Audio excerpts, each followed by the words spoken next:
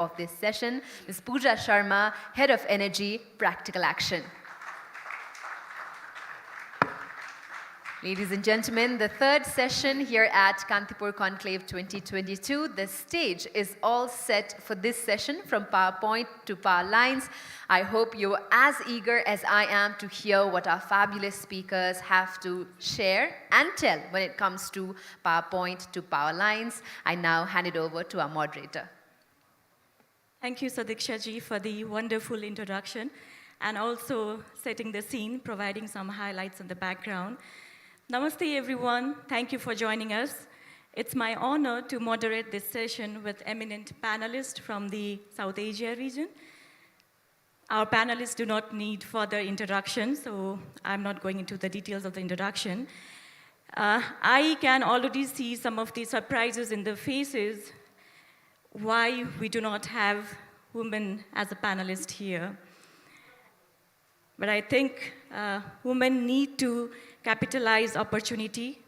We also need to show that women should not hesitate to be a part of discussion in whatever kind of workforce you are in.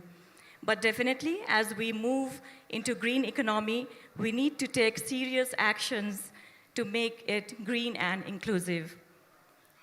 Let me enter into electricity trade now. 2 decades ago, countries in this region were discussing about potentials of energy trade, actually electricity trade, during meetings, in conferences and workshops. Today, it has been well recognized that there are resource complementarities in this region. So, moving beyond discussions and practicing efficient transmission energy trade, our panelists will talk about the status and the future of regional energy market. I'll go with some of the questions to our panelists, and then I will take some questions from the floor through Kantipur Conclave app. I encourage you all to drop your questions there, and for any issues, please reach out to volunteers from the organizers. Let me start my first question with Yeshi.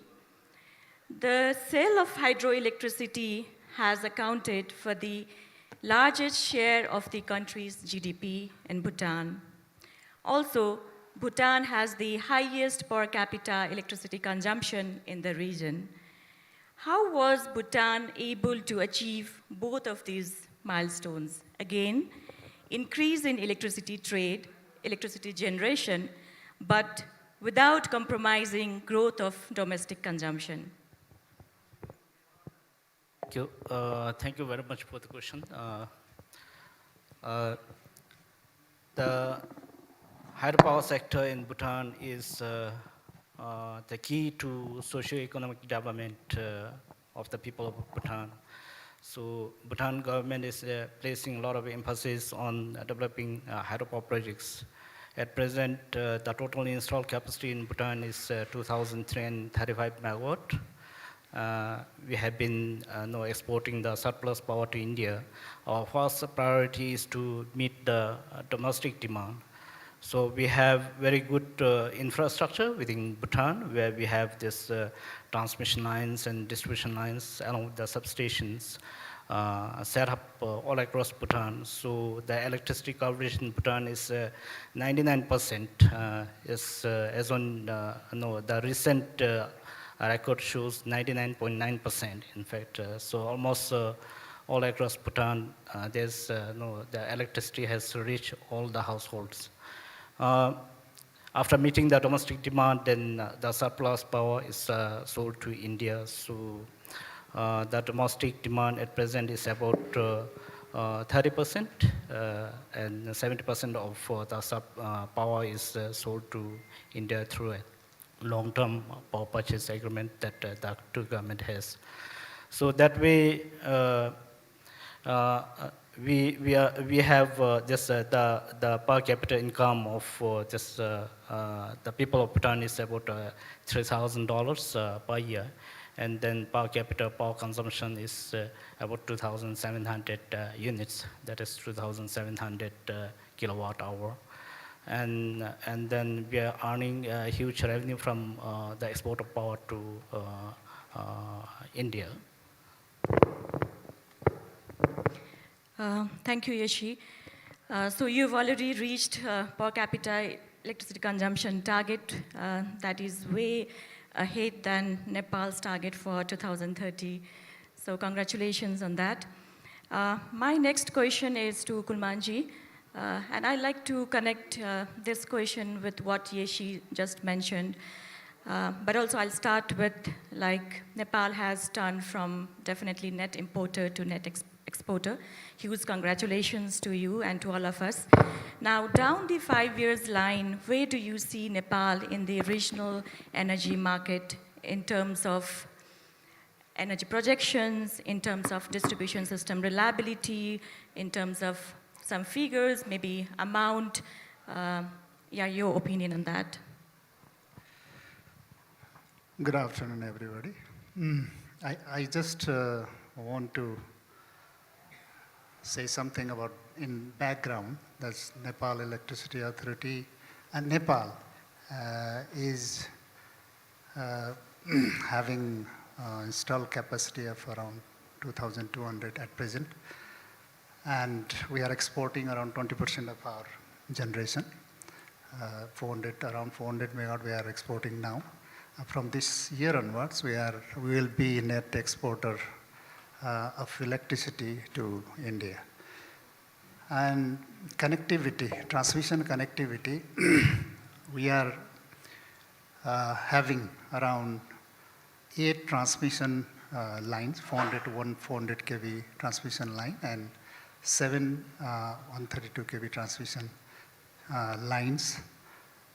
The total capacity of transmission line is around 2,000 megawatt. We have 2,000 megawatt capacity that at present we can wheel power from both sides.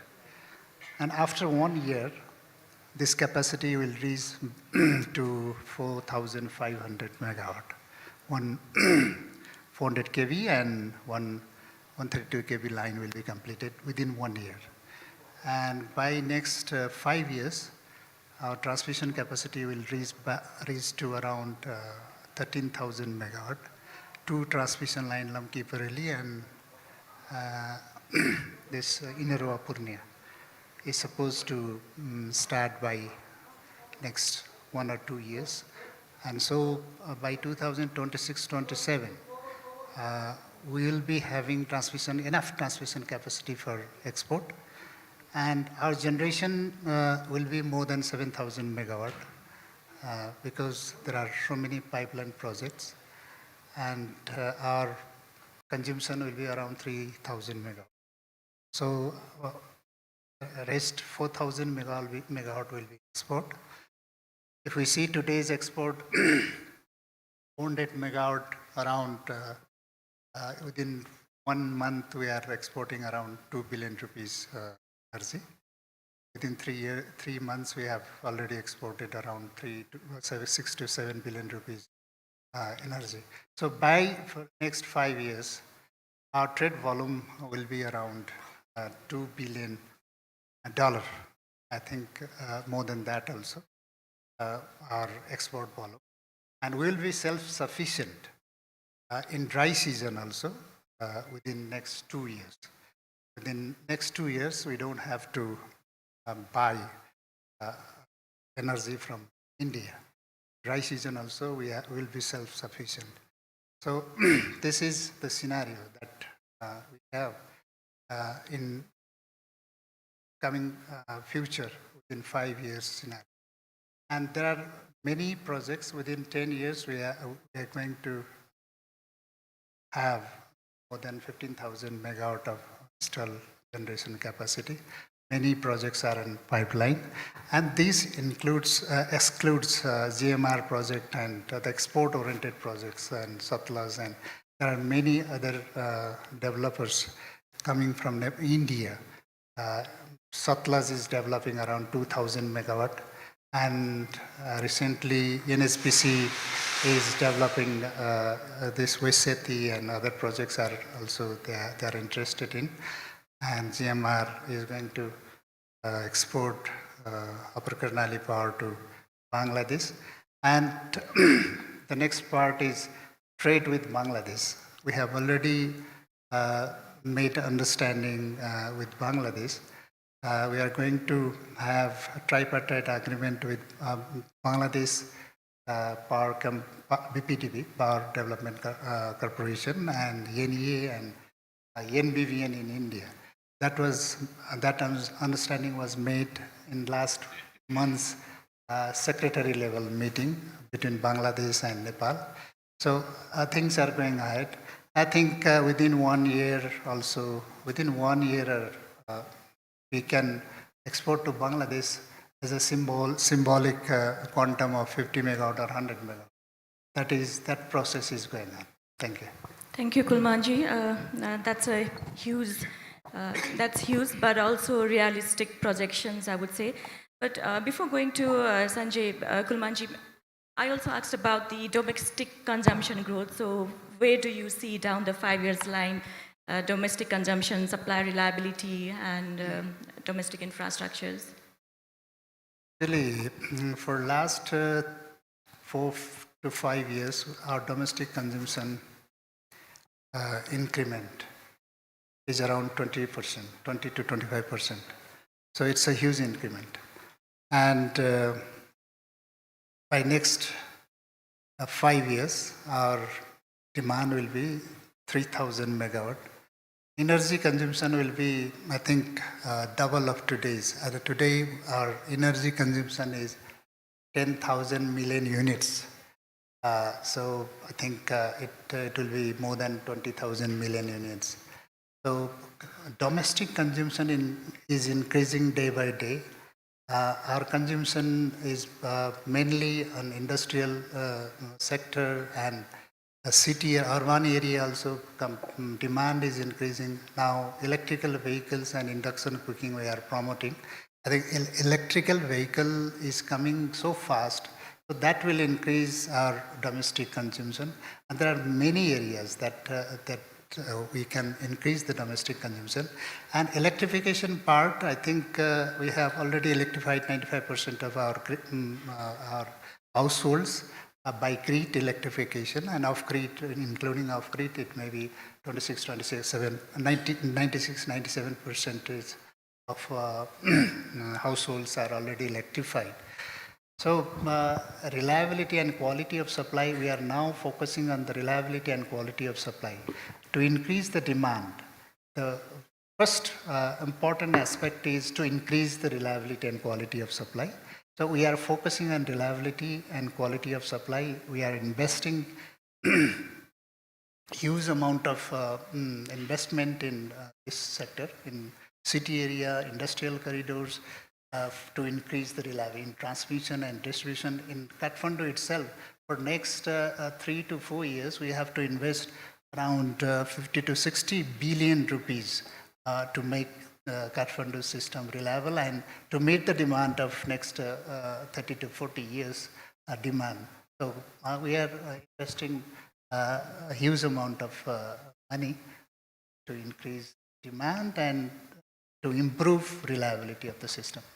Thank you. Thank you so much. It's good. It's so good to hear all your efforts you are investing to improve the reliability of the systems when there are debates around should we be exporting, like are we concentrating more on exports and not concentrating on the domestic consumption. But it's so good to hear your plans, your investments already and your projections. Thank you. My next question is to Sanjay. Considering diverse energy supply resources that we have in the South Asia region and resource complementarities, and we all are aiming for the long-term energy trade.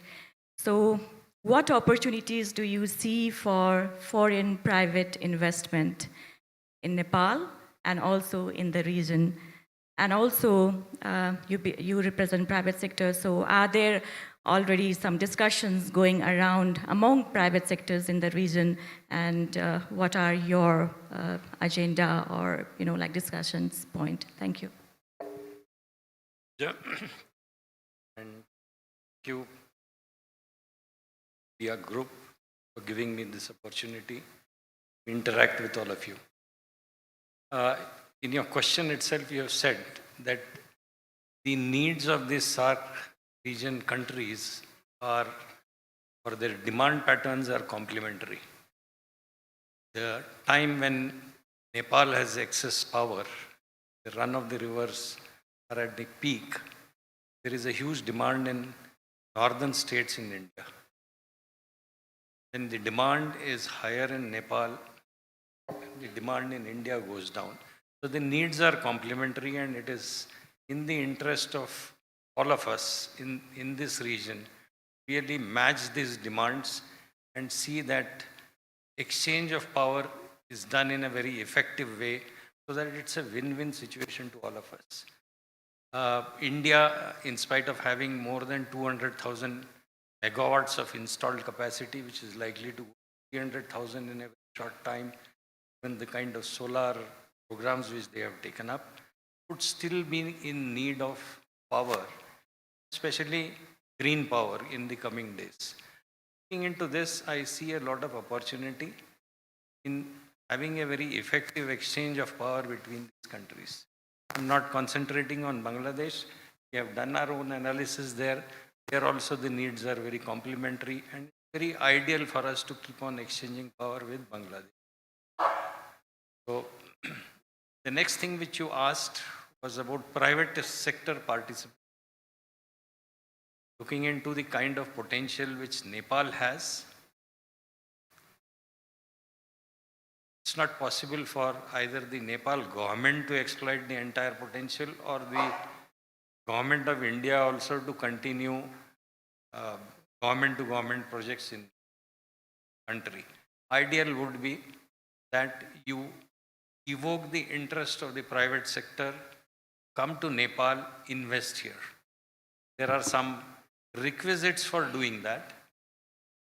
Unless these requisites are fulfilled, I don't think the private sector would come in a big way into Nepal for setting up very large power stations, large hydropower stations.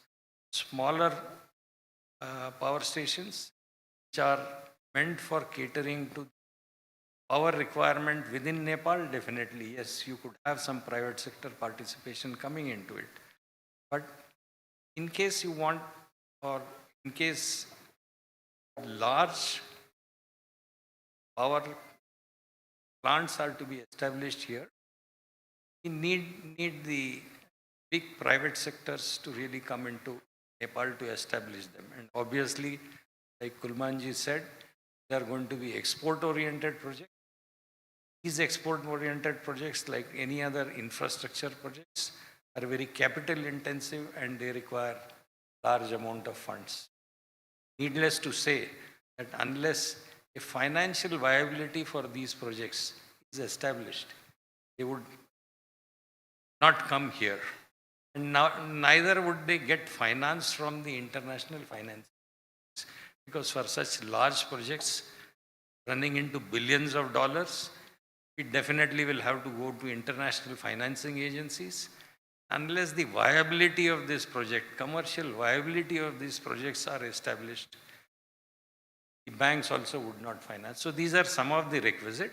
Another one requisite which I would like to touch upon, is necessary, apart from the infrastructure, which Kulmanji mentioned, that there are transmission lines for export of power to India. There are some more transmission lines which are getting planned.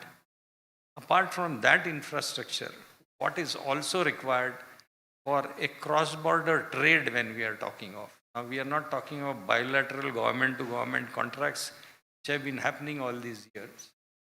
If it is to have a cross-border trade, then what is essential is a regulatory framework in the respective countries enable this trade to happen. Fortunately, this was not there. Till 2019, India has come up with a cross-border trade rules, policy and guidelines. It has been now approved. There are some nodal agencies who are designated to control this cross-border trade. So this is one very good enabling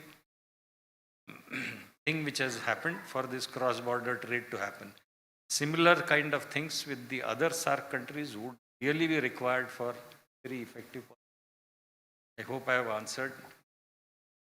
Yeah, thank you. Definitely, financial viability is the prerequisite. But when you go to Bhutan, it's very different. And from Yeshi, we would like to know the dynamics there. Would you please shed some lights on private sector engagement in your energy market? You also have very interesting initiatives and government policies in the energy sector. Like going back to my previous question again, like government has announced free electricity, and there should be certain basis and logic about those, about those initiatives. I'm assuming it's not only just popular statements, but it has some logics and basis. Would you please like to share some, some thoughts on that, please? Thank you. Thank you, Pooja. For Bhutan, this power sector, hydropower sector, is a very important, it's a strategic resource for the people of Bhutan. So that is why any hydropower development that is taking place in Bhutan, government is taking a very cautious step, and then government is developing those power projects on their own through their state-owned companies, mainly to ensure that the wealth of the country does not go to the few hands of the Bhutanese people. So that is why the strategic resources such as hydropower, and then of course other mineral resources also strategic mineral resources also been developed and then explored by state-owned companies. So that way we have, as I said, the total installed capacity right now is 2,335. Now we have 3 more hydropower projects under construction, which are going to be commissioned in, one will be commissioned next year, then the other one, 1,020 megawatt, will be commissioned in a couple of years, and then the third one, 1,120, will be commissioned in 2028. So we are investing a lot of money in the hydropower sector, and now when it comes to providing free electricity and all, we are providing 100 units free electricity to rural people, and then 200 units of free electricity to highlanders, those people who are living in high altitudes, mainly to ensure that they remain there, because if such economic activities are not developed in those places, if health facilities, education facilities, free education facilities and health facilities are not provided to them, and then the free electricity, then there is no movement of migration taking place from rural to urban. That way, that is impacting the economy of the country also. We are not able to keep our people in the rural areas, and then they leave the farms fallow. So that is why the government has come up with a policy that where rural people and highlanders should be given free electricity. That is why those people are getting free electricity. And we are also developing hydropower projects on our own. Of course, the 3 mega projects that are in operation were developed through bilateral mode. The funding was totally from Government of India, where we receive 30% grant and then 70% loan. And we also have one hydropower plant where we engage a private partner. That is Tata Power. It's a 126 megawatt power plant in western part of Bhutan. And there we have 3 partners. Druk Hydropower Corporation Limited is a state-owned company which is responsible for developing and operating, and that has got the maximum stake. So there, of course, because since we have involved one private sector, so we are selling that power in through Tata Power Trading Company in the open market. Otherwise, rest of the energy that is generated from other projects exported through a long-term. Thank you, Yeshi. It was really wonderful to hear all those initiatives and also the basis. I really liked how Bhutan has established the logic of providing free electricity to, to their people, because like we often say that people are not residing in the villages. Migration is quite high, but these kind of incentives can actually support to retain people in the village as well. I'll go with very quick questions, one round of quick questions, and then I'll take questions from the floor. Once again, a reminder to drop your questions in the app. Kulman ji, very quickly, IPPs entering into regional energy market. Your opinion on probability for this to happen? There are many private developers to enter into cross-border market. I think cross-border market should be open to everybody. Everybody can exercise cross-border market. So private sector, I think at present, they don't have power to sell because all the power they have developed or PPA that is tied with the NEA. So they don't have power to sell, but in long term they can have long-term PPA or certain surplus power. If they see in their power plants, they can also trade, or they can trade through as a mediator. This cross-border trading license, I think Nepal government is willing to provide cross-border license to private sector also. I think it is due to the Act, Nepal Electricity Act of Nepal doesn't allow this trade license to other private sectors. Now the bill is in Parliament to change this provision so that trading license can be provided to private sector also. I think it will come. Very soon it will come. They will get license to trade. It should be open. Electricity trade should be open to private sector also. In future, I think there will be many players in private sector also. After joint vision statement of this our Prime Minister visited India, joined vision statement on power sector cooperation.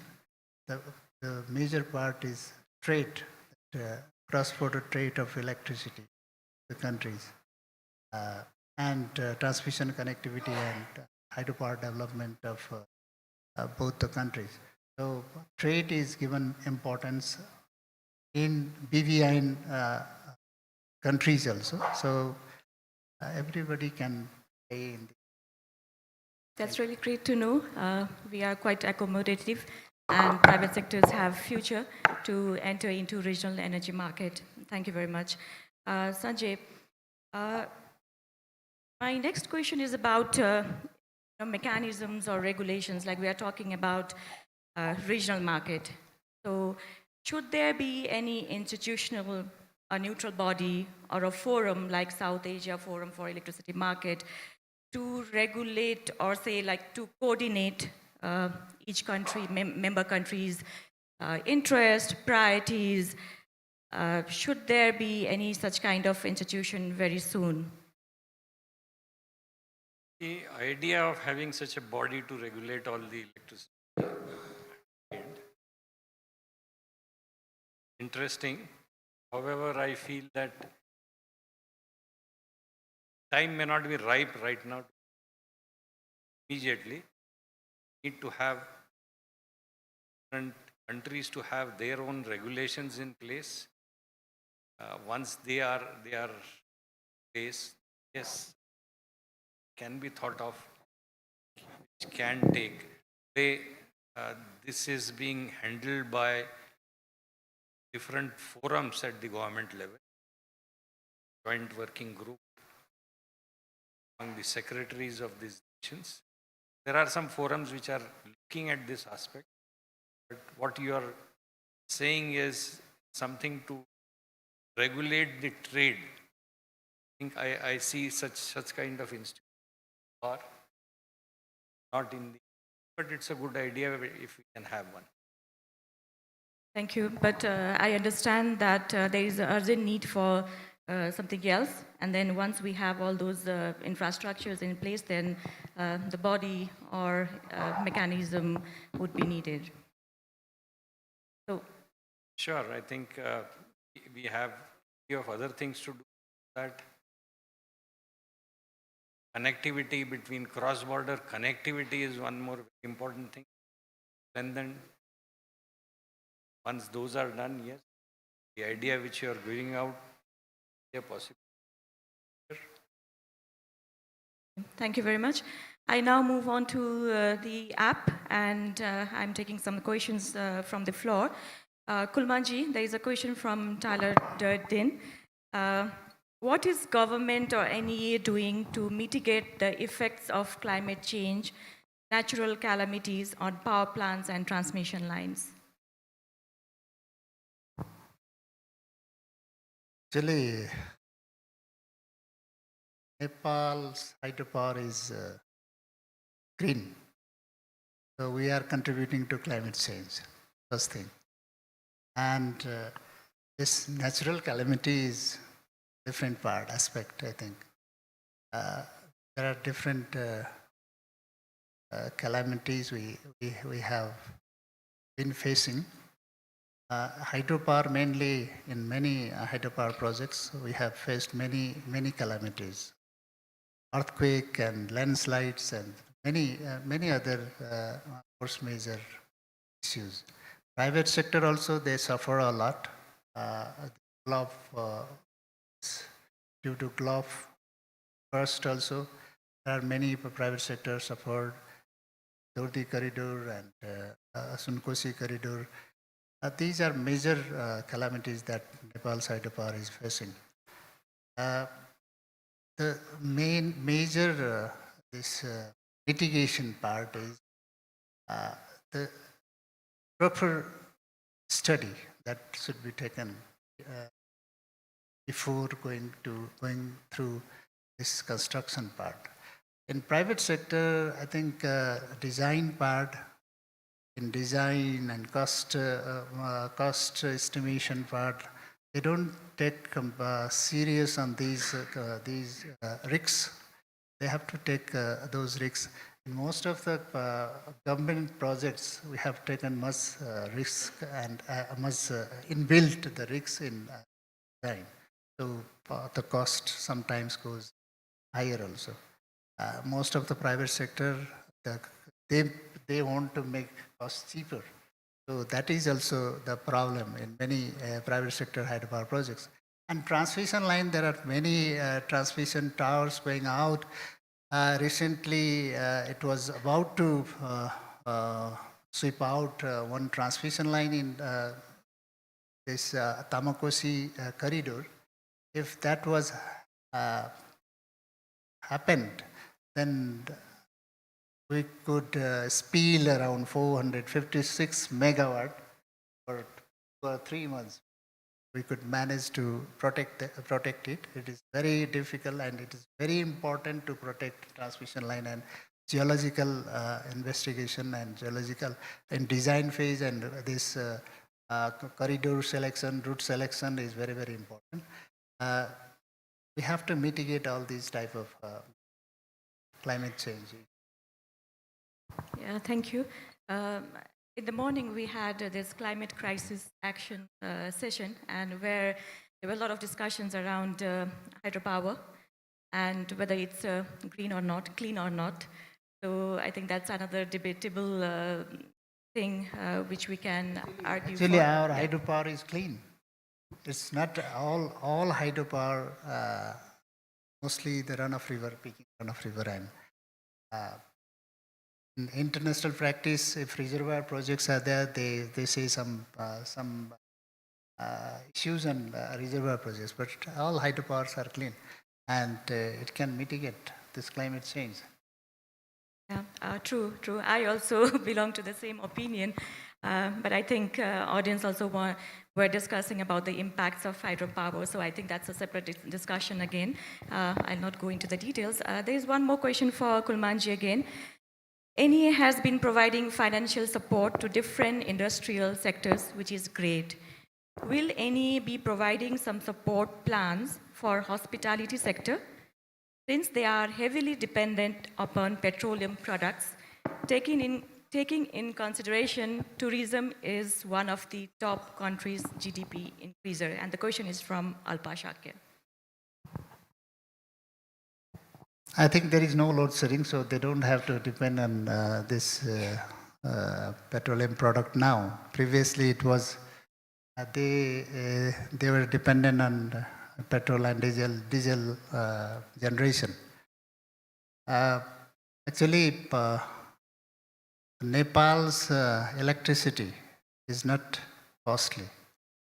I think in this region, except Bhutan, I say Nepal's electricity price is cheapest in this region. So we have some lower price in industries. The hospitality sector, we say this is a commercial sector. Definitely commercial sector has some higher price. In future, it may go down. Today, what I request is, please accept the price and pay the price for at least 5 years. NEA has to invest heavily on infrastructure. You can ask for reliability and quality of supply. That is your genuine demand. But price, if we pay for some time, the country will get reliable system and quality system. So for investment, we need some money. We are also giving free electricity to rural people. 20 lakh rural people, they are getting free electricity. Below 20 units, they are free. And most of the rural people, they don't use more than 20 units. So they are using free. And irrigation, we are giving in 2 rupees. It's almost free. So irrigation and drinking water and electrical charging we are giving at 5 rupees, the subsidized price. So let's pay something for some years. Nepal's electricity can be the cheapest, and after 30 years, all the hydropowers from private sectors, that will be handed over to the government, and that time, only operational cost will be not more than 1 rupees. So that will be the cheapest. That time we can make any price. And Nepal can have the cheapest electricity in the world, except Bhutan. Interesting thoughts, Kulmanji. It could be the other way around also. Audience might be thinking, give us reliable electricity services, then we'll pay whatever you want. So which one comes first is the question. Anyway, I'm seeing more questions to Kulmanji. So just to be inclusive and to make the panel discussion more balanced, I have one question to Yeshi, and then and then again I'll come back to Kulmanji. Power trade beyond India. What are your dreams and immediate plans? Very quickly. Sorry, can you repeat the Power question? trade beyond India. What are your dreams and immediate plans? Yeah, I think the GMR CEO has already indicated, but then I would like to share the Bhutan's experience on this. Now, while we do have surplus power during summer months, but then during winter months, because of the increasing domestic demand, we have, for the first time, imported power from India through PTC during the last winter months. So this trend is going to continue. We'll be importing power during winter months, in the coming winter months also. But then we are adding the capacity also. And then we also have the proposal to export the surplus power to Bangladesh other than India. But then because of the CBT guidelines, there are certain issues where clearances are required from government of India. So our government is working closely with the government of India to get the clearance on selling power to Bangladesh other than India. And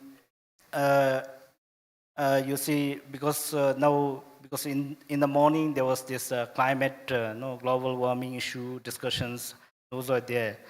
Now, if this is, because this trend is continuing, now hydropower is the best source of renewable energy. And then Nepal and Bhutan has got a lot of perennial high-flowing rivers which are fed by the glaciers and then snows.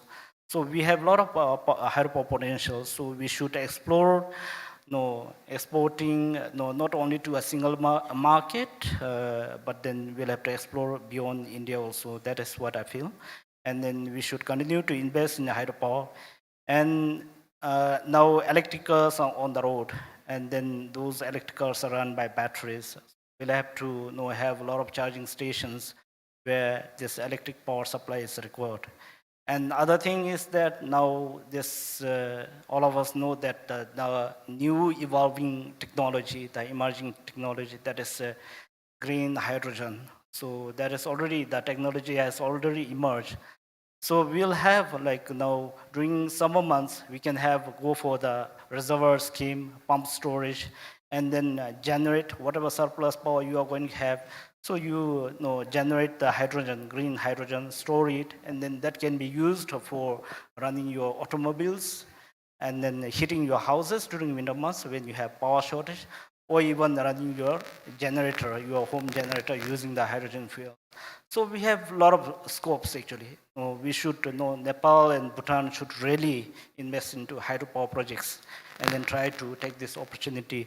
So this is how we'll be able to come out of the underdeveloped countries. Of course, we are developing countries.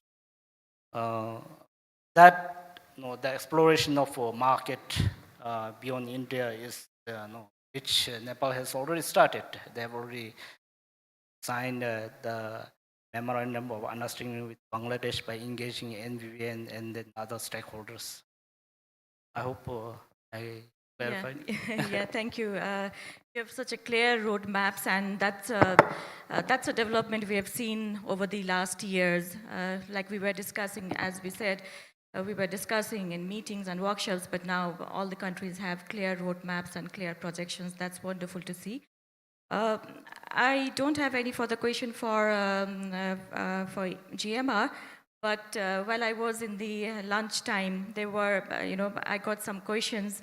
I would like to ask you that question. Like our audience were thinking about, or like asking, is GMR selling dreams, or is there realistic plans? This is, the question is to Mr. Barde. Very quick, very quick.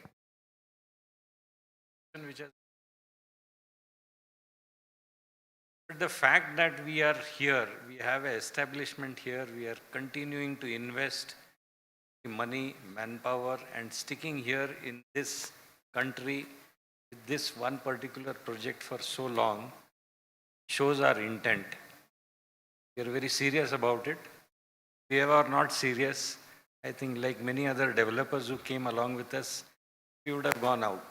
So we have a very clear intent, and we being power professionals, in a very small way, we started this regional integration, which is being talked of. It was talked in the morning session also. We thought of integrating this power producing in Nepal, transmitting through India and selling it in Bangladesh. This was the idea which we have been working for 5 years. So I don't think it is a dream. It is our dream to make it possible. So we are not selling dreams. I'm talking of our dreams. Thank you very much. And I'm sure our audience is quite convinced with the answer. I'm looking at the time. So we need to wrap up now. So Diksha ji is here. Thank you very much, all the panelists. Those were great insights. We really hope to see tangible results, some positive changes in the mechanism, and have energy secure South Asia very soon. A significant takeaway for me is we do have better coordination. We do have ambitious projections, but those are all realistic, and we are very clear on our roadmaps. Moving beyond, we also need to talk about energy justice and energy security in the forums soon. Thank you very much. Thank you, audience. Thank you very much to our panelists and moderator for this session where they highlighted on hydro energy, discussed on various aspects of hydropower. Thank you very much. Great engagement from our audience and viewers who are also watching us live on Kantipur Television HD and eKantipur. I would now like to mention that we'll be taking a very short 20 minutes networking break where you could also enjoy a cup of tea and coffee. I'd like to request all of you to kindly be back inside the hall at exactly 4:10 when we shall begin our fourth session here at day one of Kantipur Conclave 2022, where we will be talking about Nepal and the world. This is a fantastic session. You would absolutely not want to miss Nepal and the world. Please be back inside the hall in exactly 20 minutes. Thank you, everyone.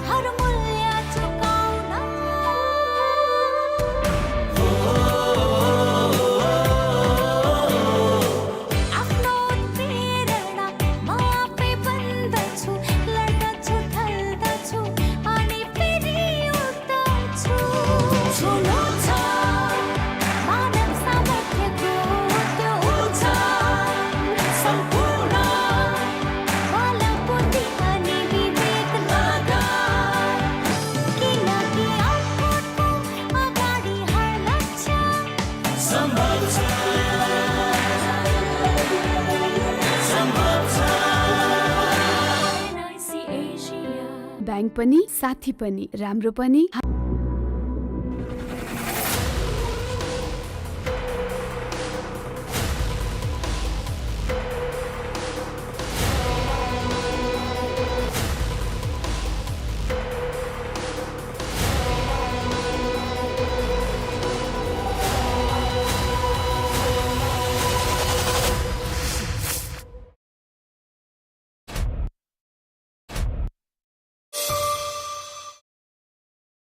They say travel broadens the mind, but why stop there? Why not broaden the palette? Open your ears and your eyes. Your journey will take you many places, but here is where it all begins. The enhanced business class from Cathay Pacific. Let your senses guide you.